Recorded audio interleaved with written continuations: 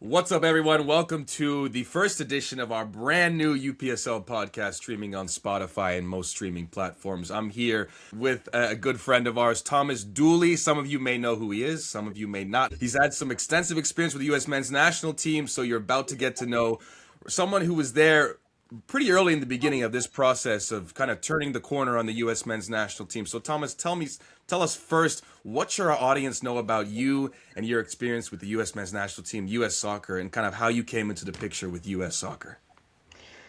Oh, good. How much time do you have? Obviously, I grew up in Germany. I worked in Germany, grew up and played football in Germany, soccer in Germany. So they found me. They saw my dad was American. I never met my dad, and they came over to Germany. A friend of mine came over, and then his girlfriend saw the name on my jersey, Dooley, Dooley. That's not a German name, and they said no. His father is an American, or was an American, but he is German. And then she asked, "Who is he? If he could play for us, do you think he want to play?" So he called me back 4 o'clock in the morning and asked if I want to play for the United States. And I said, "Of course." They played in Italy, and they had a good tournament, but didn't get a point. But they played a great game against Italy. And there was kind of something is moving on into soccer in the United States. And we won the championship in Germany, the Bundesliga. So we won the Bundesliga in May in Cologne. We won in Cologne 6-2. It was an amazing game.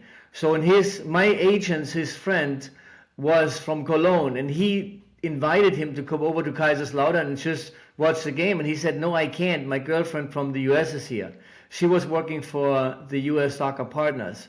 So they came over, and then they watched the game. And then after the game, in the VIP room, we were meeting each other, and they were saying, "Oh, this is Thomas. Thomas Dooley. He played here in Kaiserslautern. That was a player. And then this is Jennifer Hammer and Matthias Schlingmann from Cologne, and she's from the United States." I couldn't speak English at that time, and How I old didn't were know you? huh? How old were you? 30.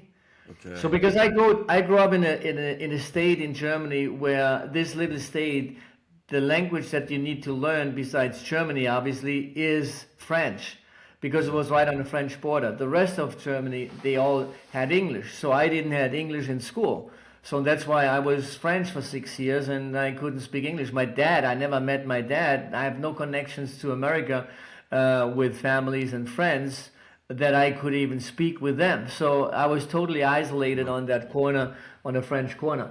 But anyhow, they came over just to watch the game. He said, "Yeah, bring her over that she can see something about American, German football." So she came, she watched the game, and then after the game in the VIP section, we had that conversation. So after that, they went out for dinner, and she said, "What was his name? Dooley, Dooley? That's not a German name." And he said, "No, he's German, but his father is an American." So that's when she said, "Oh, maybe because I played in the Bundesliga, we won a championship, so." Obviously, I could play for the United States in the national team because there's no Bundesliga player in there. So that's why they said, ask him. So ask me, and I say, "Of course." And then the ball was rolling. And then I You went said, to the of United course. States. You said When that absolutely, happened, of course. yeah, when that happened, that's when it started that they are reaching out to other players. Or we had a player like Wagley was playing in England, so he could play for the United States, but he also could play for Germany and for South Africa and England. So he had four possibilities. But there were more. Ernie Stewart played in Holland, and so that's when they reached out a little bit. Said, "Hey, if we can get Thomas from the Bundesliga, we can find maybe some other players too." That's when the ball was rolling. Okay, so you kind of are the start of this wave of the dual nationals coming in, right, Thomas? That could be. Yeah, I was the first one who came in like that. I mean, Yeah. we had some like who were Paris, and those guys. Tab Ramos, they had the history of Uruguay or maybe El Salvador, but they were like dual citizens, like they have Yeah. American citizenship and they had a Uruguayan or whatever, Argentinian. So that was already there, but they grew up in the United States. I never Yes. grew up in the United States, And you so didn't that's even know what it was. English. I couldn't even speak English. It was hilarious in the beginning when I came. That's What a was long your first, story. Like I said, that's why I said, how much time do we have? what was your first training session like? Did you understand anything these guys were saying?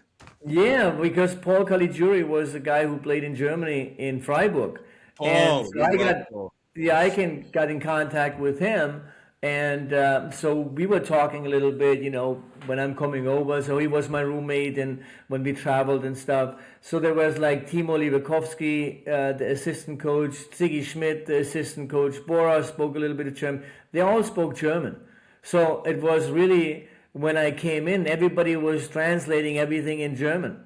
And when Paul was my roommate for 6 months, when I moved to California, I told him, said, I cannot be with you anymore. I need a roommate when we travel who can speak German, because I'm here now for 6 months and I still can't speak the language. So it was very, very difficult in the beginning. Then I got Peter Vermees, a funny guy. I enjoyed it. And so he was talking all night, and I had no clue in the beginning what he was talking about. But it was like getting better and better and better. But it was nice. I loved it. Every Okay. minute. What was your first thoughts right before you joined the squad, before you knew anything? And then what were those first few weeks like when you started settling and you realized, okay, this is what it looks like? I mean, everything. You have to, and that's, I don't know how to start, because everything was amazing. Because just a little bit, if you can imagine, when I was 9, 10 years old, I had favorite teams. I had Schalke 04 as my favorite team, that I could never go there because it's 4 hours away from where I live. My other favorite team was Kaiserslautern. It was like 30 kilometers away. Then another team was FC Homburg. I was in the stands with the whole green and white shirts in there, and it was, a real fan in a big fan block, and singing and doing all that stuff as a real fan. Pirmasens was also my dad, my brother and my cousins. They took us over, my stepdad took us over to that team, Pirmasens. They also played in the second Bundesliga. So that's 4. And I always dreamed about America. I loved America. I loved the Olympics. I loved the flag. I loved the anthem. I loved the scenery, all the parks, the national parks, the movies, the music, everything. So I never got a chance to go there, and I couldn't even speak the language, but I loved it. I played professionally in Pirmasens, in Homburg, in Kaiserslautern, in Schalke, and for the United States. And Leverkusen, I read. Leverkusen wasn't my favorite team. Okay. When I went to Leverkusen was, everybody wanted to go there because of the club. They have a lot of money, and they have always incredible players. I mean, when I played in Leverkusen, I played with, and then maybe the young players who are listening, they don't know those people anymore. But Ben Schuster, Rudi Völler, we had 18 national team players, international national team players from all over the world in that team. That was kind of like Barcelona nowadays, or maybe at that time also in Real Madrid. We had like big stars. Kirsten as a center forward, national team in Germany. Rudi Völler. In the whole world, everybody loved that guy. And Ben Schuster, I mean, Ben Schuster? I do know Ben Schuster. You're naming German legends right here. Where did you get this mentality from? Because during that time, I don't think, was America a big cultural hit, a big favorite in the German community at the time? Or was it just you wanting to connect with your family past? Or what kind of brought out that love for America when you didn't even know English? You didn't even grow up in America. No, I don't know. It's the blood. I think when people saying, he has his blood from that country and there, he's kind of that kind of person, culture.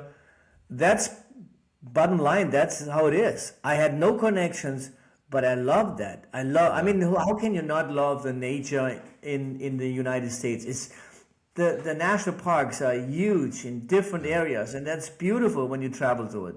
So it's a huge country, and I like the music. I like the Olympics. Look at the Olympics, especially when the sprinter. I love the sprinter. When I'm looking at it, it's like a sewing machine. The legs going up like that. It's crazy. So I really love that, and the flag, and how proud they are, to be an American, and all that stuff. I just loved it, and I think that came because I had it from my dad.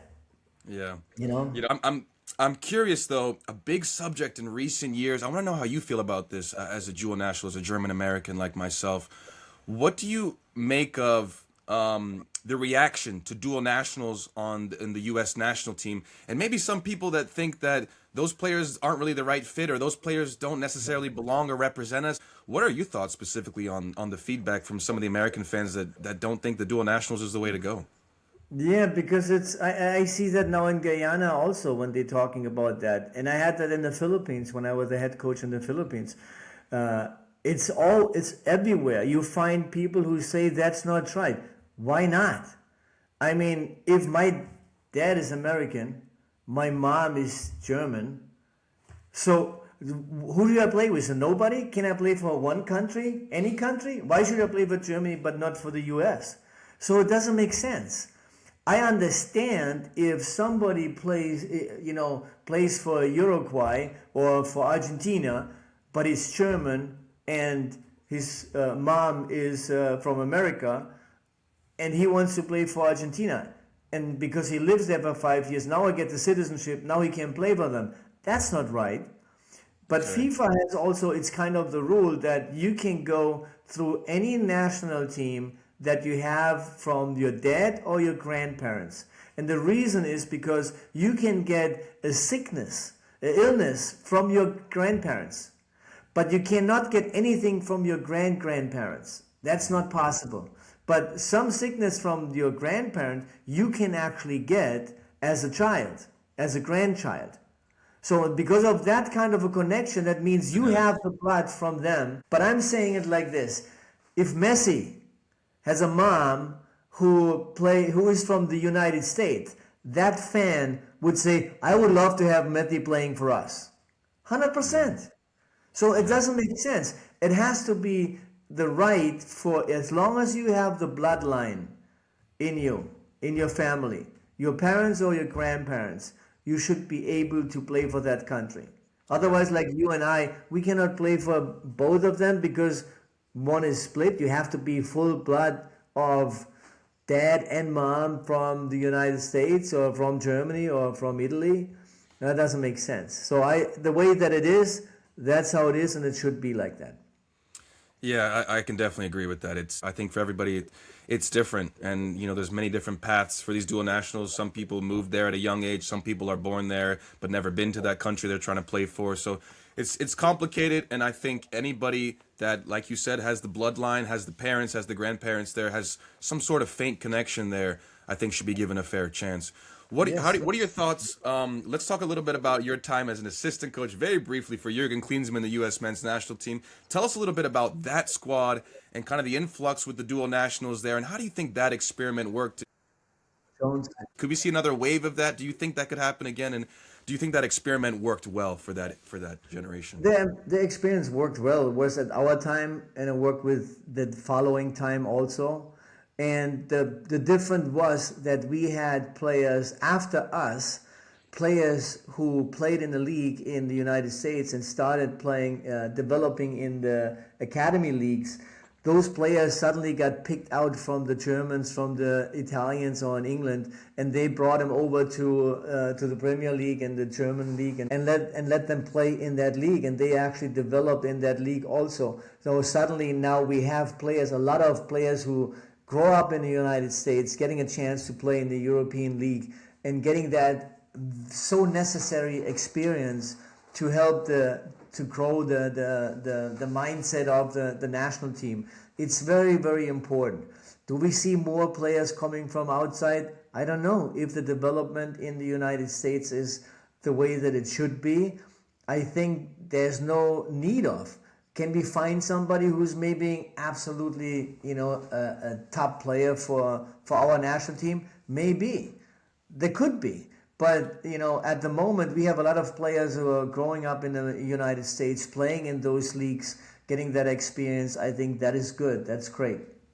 Do you think one day we'll ever compete for dual nationals? Like, biggest example I have might be starting for the World Cup for Germany at left back, Nathaniel Brown for Frankfurt.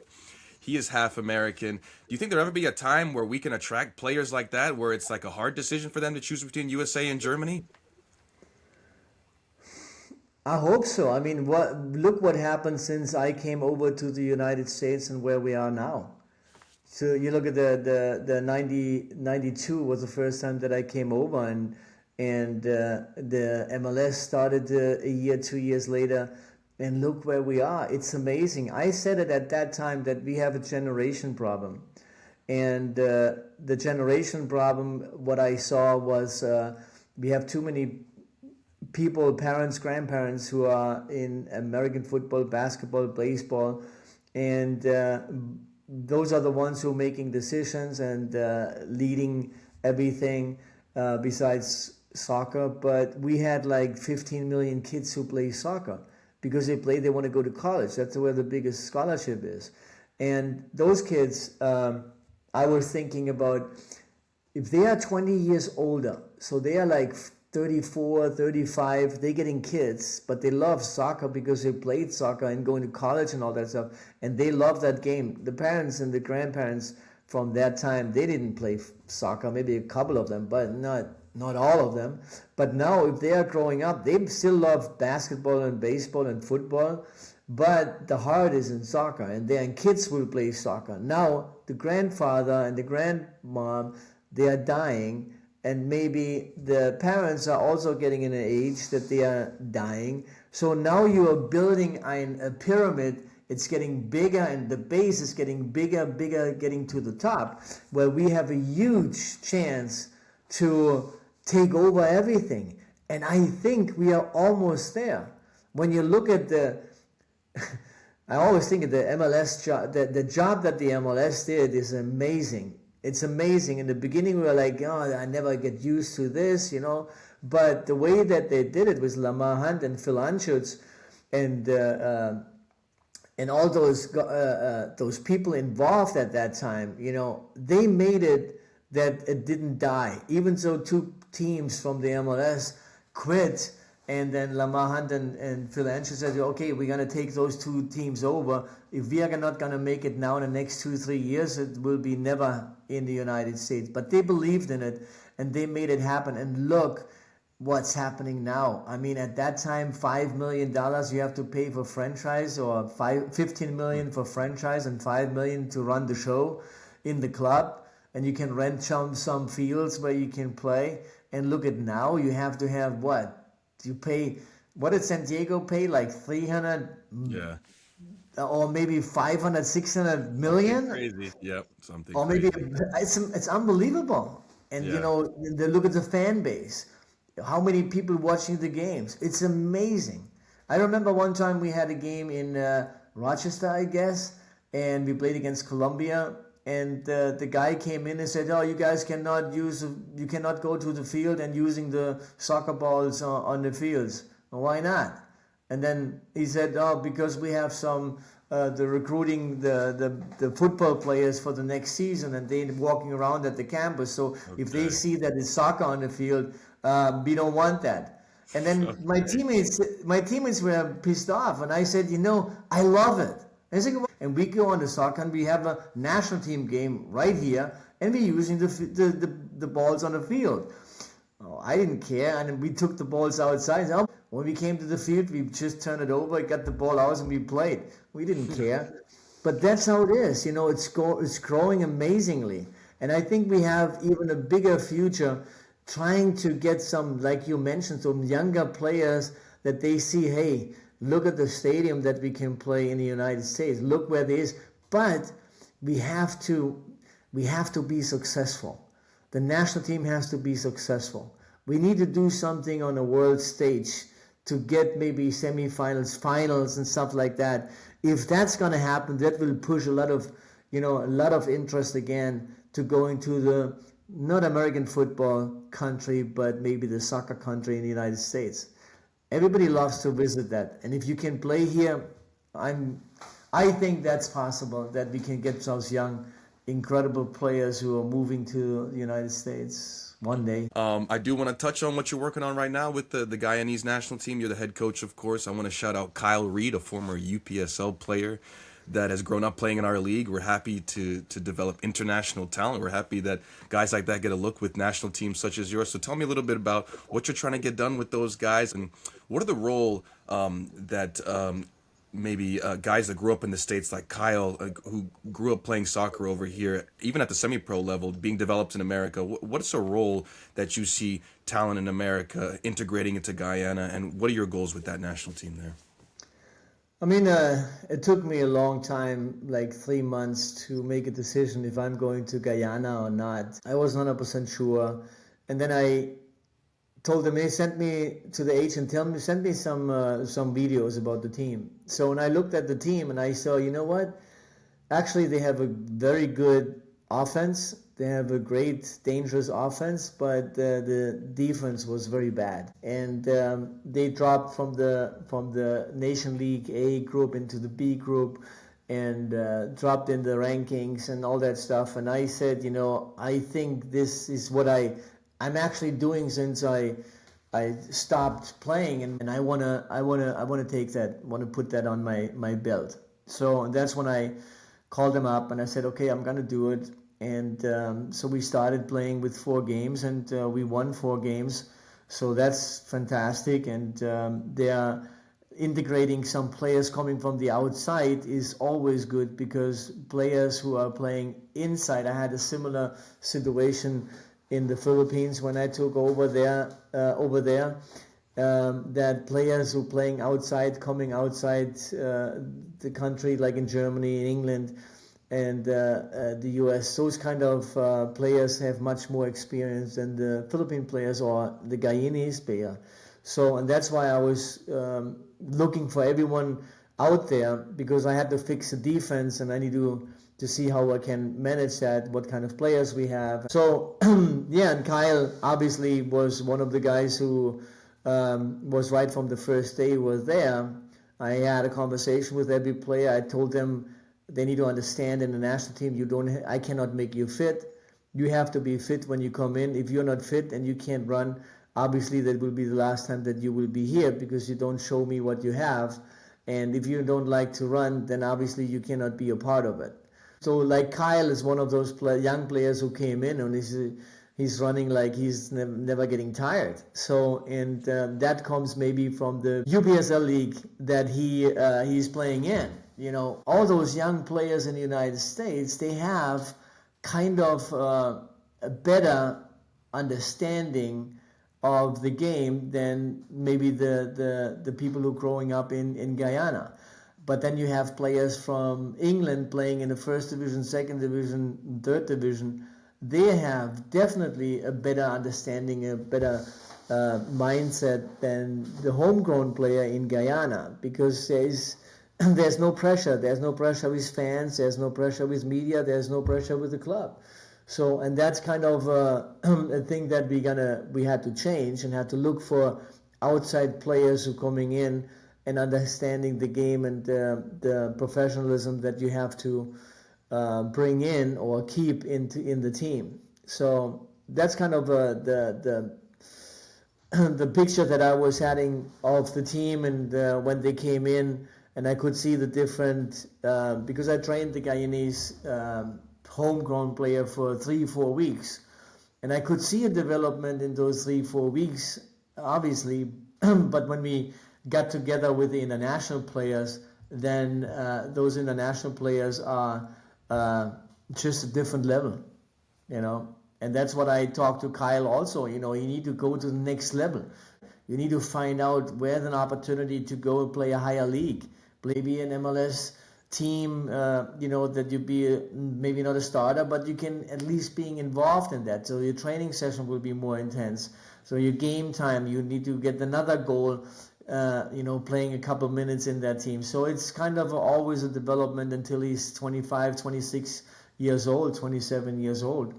So, and that was kind of a thing that talking with those young players, like Kyle, and we have even other ones that I worked with, the U20s, that they need to understand the game, and that it's kind of a nice turn into what I'm doing actually also, besides, is about the 4 pillars in football. Most of the people don't understand or heard about four pillars. What is that? The foundation in football is based on four pillars: technique, tactic, fitness, and the mentality, the mental Yep. training. That is something that is very important.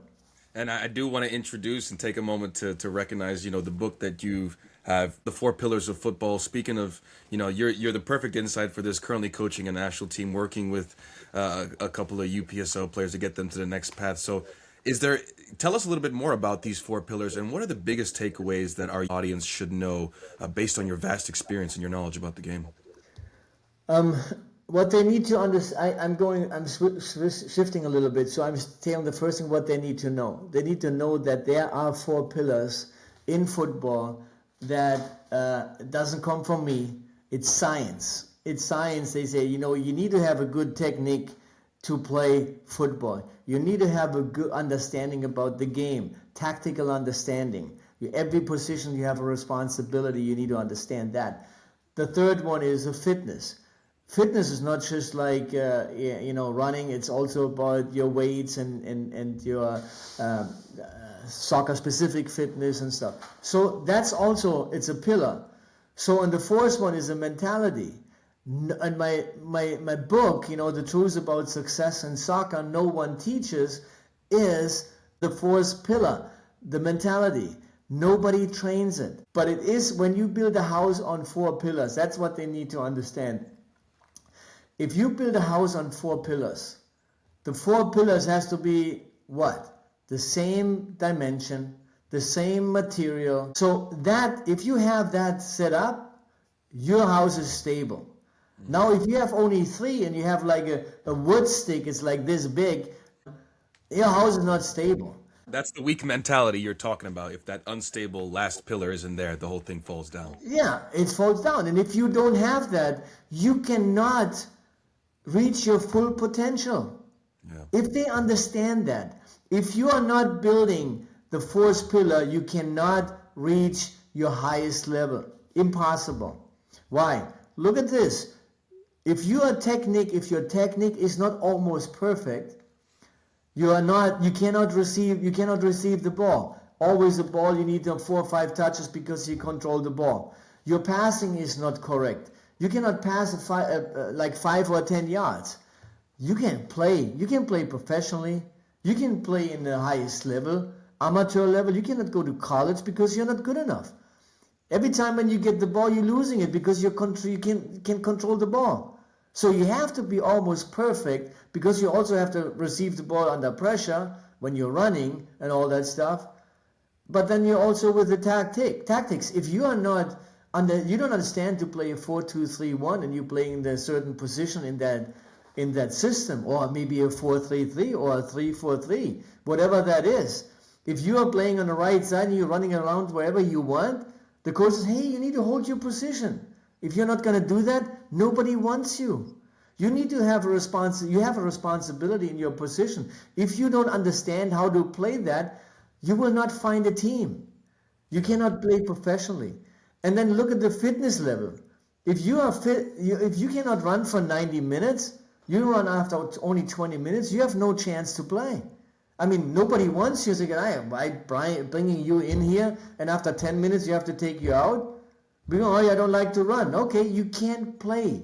And if you have all those three columns or pillars ready, almost ready, but your mentality, your attitude, your motivation, or maybe your thinking in the game is not developed, that's why only 2% or maybe even only 1% reaching the professional level. If you want to get your big potential, you need to work on 4 pillars. That is the bottom line. People don't know that I was 18 years old and I played in the 11th division. 11. Okay. That's the worst. Germany, we have 11 divisions. If you're lucky, you playing on fields, there are stones and all that stuff. Even in this age, you can find that. When I grew up there, it was more like that. So when I was 18, I met a guy who said, hey, are you happy with your life? Okay. So, and then I said, or I'm playing in the 11th division, the worst league. I love football. I don't like that. So no, I'm not happy. He said, okay, come over to my office. Let's sit together and let's talk. So he was the director of an insurance company. So he called me in and we met every 2 weeks. And he was talking about goals, about achieving things, because he wanted me to be the director of, I don't want to be, selling insurances. But he also taught me something about life. How can you achieve anything you want in life? Buy the books, The Power of Subconscious Mind and Jonathan the Livingston Seagull. Buy those 2 books, read it, and then we talk about it. That changed my whole life. So those 2 books, I read it, and after that, I only bought books about success. How you get success. If I got only one thing out of it that could help me to develop my, whatever I want to do, it's worth it. So I started this. 6 months later, I signed my first professional contract in the 3rd division. 6 months later. Only, and I'm telling you, only because it changed my thinking. I changed my thinking about the whole game, about the development, about training, about how to achieve my goal. I created my 5 keys to success because I was reading books about the number 1 thing you have to do in life to be successful. I bought the book, wrote it down, bam. The next thing, the 3 key steps that you have to take to be successful. Bought the book, read it, and said, okay, wrote it down. I wrote everything down, and I saw they're talking all about the same thing. So they're all talking about the same thing. Huh? What were the same things they were all talking about? What was the common theme? They're talking about the goal. So that's what I mean. I figured out for myself what are my goals, or what are my keys to be successful. Those 5 are the most important one. Number 1, it's a goal. You have to have a clear goal. Second one, it's the plan. You need to create a plan. What do you need to do to achieve that goal? The number 3 is action. You have to carry out your plan to achieve your goal. The 4th is you have to believe that you can achieve it. You have to be convinced that you're gonna achieve your goal. And the 5th thing is the dream. You have to dream about it. You have to visualize you achieved it already. And if you put all those things together, you can achieve anything in life you want to achieve. Anything. But the reason of the goal is it has to be realistic. You need to understand your subconscious mind. How does your brain work? Brain is a muscle, and the muscle is to be trained. Instead of doing muscle memory, you can brain memory. You need to learn that. You need to teach that. That is all what I'm writing in the book. And why did I do that? Because after that, my first contract, by the way, there was like one thing in there. Before I signed the contract and the doctor told me that I'm sitting in a wheelchair, I cannot do anything anymore in the next year. That you have to eat that too and have to say, oh my gosh, what happened now? I just signed a professional contract. No. And then look where I am now. So after this, I signed that contract. I did my whole life the same thing, the same structure, the same belief, the same setup with my goals, the plan and everything. So I won everything. In the 11th division, I won a championship. I'm very proud about that.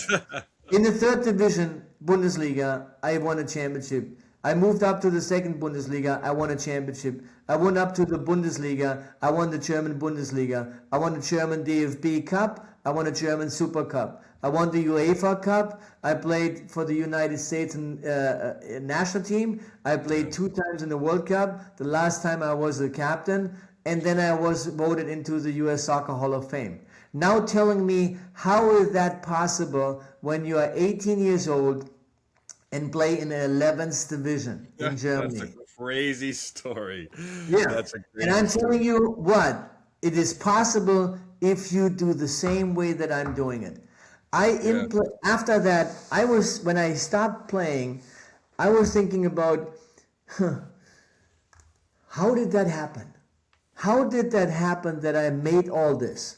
And I was thinking about what happened with me when I was 18 years old with my goals. I followed always that. I was talking to my teammates, the teammates that I played against, or opponents that I played against. So I learned all those guys.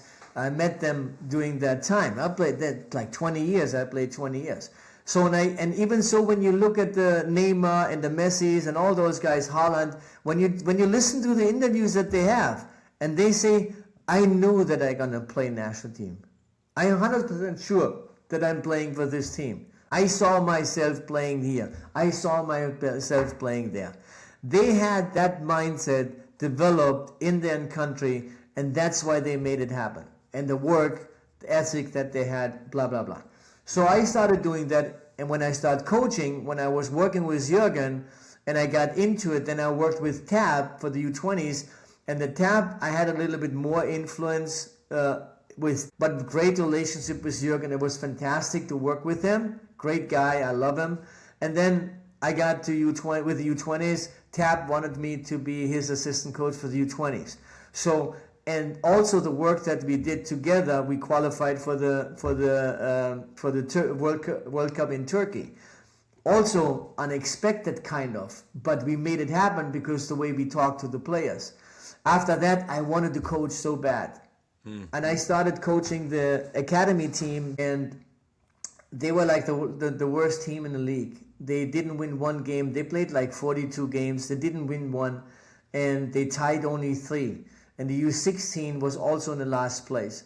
So I went to the president, John Suzuka, and asked him, hey, is it possible? I would love to coach again, and I would like to help you to win the game, a couple more games, because if you have another devastating league season in the league, then they kick you out, and nobody want to be kicked out of the US Soccer Development Academy League. So I coached them, and I don't want to go in too much insights, but we had 48 games.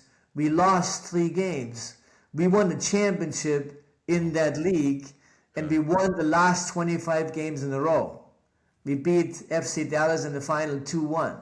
So the president was crying when we won that championship. Now you think about what happened to that team. Something must have happened to that team. And the way that I talked to them, and I told them in the beginning, if you follow my advice and if you listen to me, we're going to be successful. And I had to be really harsh in the first 2-3 training sessions, but then I explained to them why they need to listen to me. And they did. And again, it took a while, but then the last 25 games, they knew exactly what to do and how to handle it. And in the beginning, we had a little bit, not a struggle, but that's how, struggle, we lost 3 games with a team that lost a year before all the games almost. Didn't win one. So something must happen. Then I went to the Philippines, and the Philippines national team was the same thing, straight up, 11 records, and ended up after 4.5 years winning, qualifying first time ever for the Asian Cup. And that was fantastic. I went to the Vietnam. After 20 years, we won the championship in the V-League 1. So why? Because they changed the way they think. And that's why I think, I want to help not just the organization, but I want to help the players in the United States to start change their thinking. You miss something in your training that you need to train to be successful. Yeah, you have to train the mentality too. That's what it is. That is the mental training. Is the mentality, is that the most important pillar? It's not the most important pillar. Again, you have every pillar is important. If you cannot pass and receive the ball, you can't play. Even if you are only average, you can't play professionally. It's impossible. So you have to be in everything is very important. All this is very important. And the mentality is not just outside, understand how the subconscious mind works, how you need to think. Never underestimate the power of your thinking or the power of your thoughts. But you have to use the mentality training in your technique training, or in your tactical training, or in your fitness training. Because fitness training, that's when I ran, and I was at the moment that I could not breathe anymore. I could not run anymore. My legs were like burning. Crazy. I mean, I felt like I can't. I wanted to run 3 kilometers just running up the hill. If I need to stop right now, I can't. And I was telling myself, if I'm going to stop right now, it's over. I can't stop right now. And I was thinking, visualizing about a friend who came from my hometown, who played professionally, that I saw coming into the restaurants, all a big story too, and say, oh, look at him, he plays professional football. He was the biggest hero. When I was running there and I was dying, that was kind of the beginning when I met my mentor, my changing. I was running and I couldn't run anymore. And then I said, I can't stop. I need to. And I picture like 300, 400 meters in front of me was like a curve and a tree. And I said, I need to run to that tree. I can't stop. I need to run to that tree. And my thought went into that guy, seeing him coming in. One day, I want to be like him. One day, I want to walk into that restaurant like them. Everybody, we were looking at him and like, oh, look at his legs. Look at his, what he's drinking. All those things. That came into my mind. I need to run. I need to get that done. I want to be like him. And then suddenly I was 300, 400 meters further on that curve and I felt great. I said, oh my gosh, I ran over there. I couldn't breathe anymore. I want to give up. But now I feel actually better. And I was running another 400 meters. That's what I was saying. I was so happy. So you know what? I got that point. Jonathan the Livingston Seagull kind of story. I got the point. If you get in a situation like that and you quit, you always quit. You are not being successful in anything. And that gave me the first push to, because the next day I had another run on a steeper hill. Got the same feeling and I was thinking, no, I know my brain is telling me this, but I can't go further. And I went another 10 yards before I stopped. But that's how I played with my emotions and with my brain and changed that. It's almost the mentality sort of creates a barrier that kind of holds you back from your potential in other areas, like running. If you let it hold the barrier. Yeah, the mental barrier. Once you push past it, your body is capable of really doing anything. Yes. And I think that's what people find out more and more. There are situations where you have to be careful also, because sometimes you do it with injuries. Yes. You have an injury and you say, no, I can't feel it, but I have to go over. I say, no, that's not the part.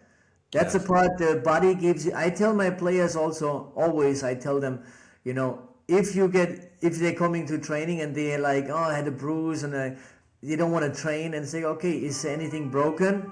No. Is there anything cut, like a ligament or something? No. So what is it? Nothing, it's just a bruise. Say, okay, let's train. Because you need to get that blood out of your ankle.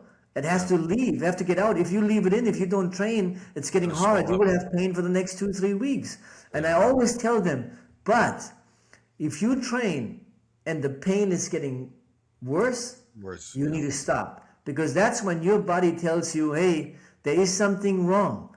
But if you can handle the pain, and it's not getting worse, you have to feel that. That's why everybody has to figure out on himself, how far can you go? But, it's up to them. But there are situations where you have to go further and you say, you know what, I need to get my brain and some other thoughts to just getting over it.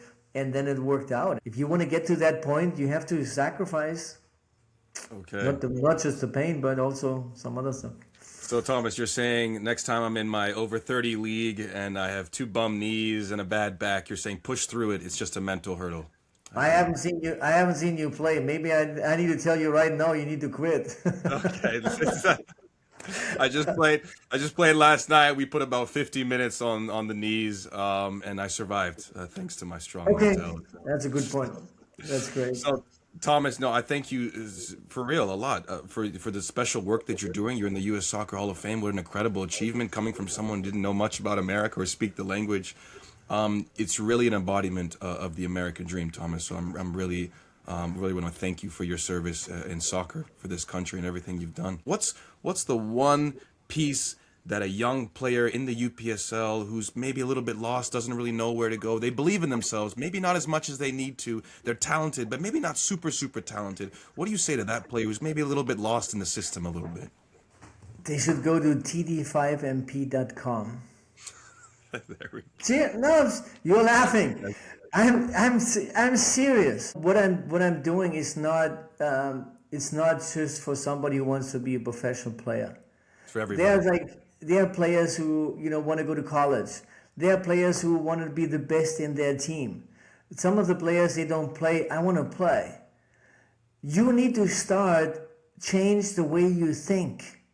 And a lot of the players, I did that when you go to the TD5, Thomas Dooley 5 MP mentorship program, mentality program. If you go to that site, you will see there. I had clients before, like a one-on-one clients, and those guys were like, the one is in there. It's funny, great guy, and he's from the Philippines, and he played in a 7-a-side, so 7x7, 7 against 7, and they played there. Horrible fields, small goals, and he signed up for my course. It's one-on-one course. And that course costs, some money.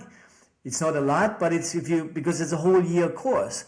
A whole year course when I'm talking to them for every week for an hour about his game. And he said, I wanted to play in college. So now he plays 7 against 7.